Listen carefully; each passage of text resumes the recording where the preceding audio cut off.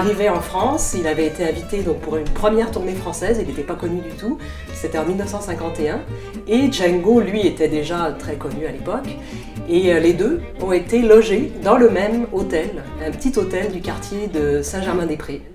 Et la petite histoire dit même que Félix aurait pris quelques cours de guitare avec Django Reinhardt.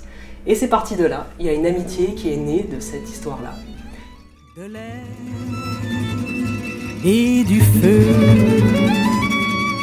un cheval, de la laine.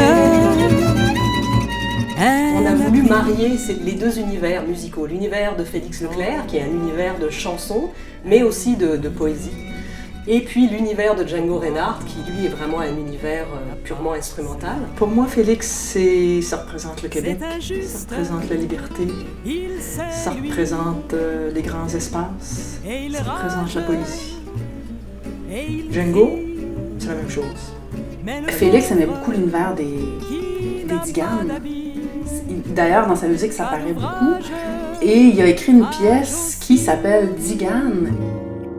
Alors, Zigane, joue, tu es l'eau et la laine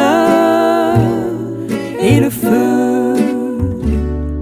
Et puisque tout le monde aime Félix, c'est comme un peu notre poète avec un grand P. Donc je pense que les gens s'identifient à lui. C'est le fun ça serait le fun de le faire tourner, ce show-là, beaucoup dans toutes les régions. J'aimerais ça, promener ça, tu sais. Parce que là, c'est sûr qu'on tourne beaucoup à l'extérieur du Québec depuis quelques années, mais on s'ennuie de voir nos salles et puis de faire des festivals, puis tout ça. Puis je pense que ce projet-là, Félix et Django ensemble, comment on l'amène, puis ça peut vraiment bien se déplacer au Québec.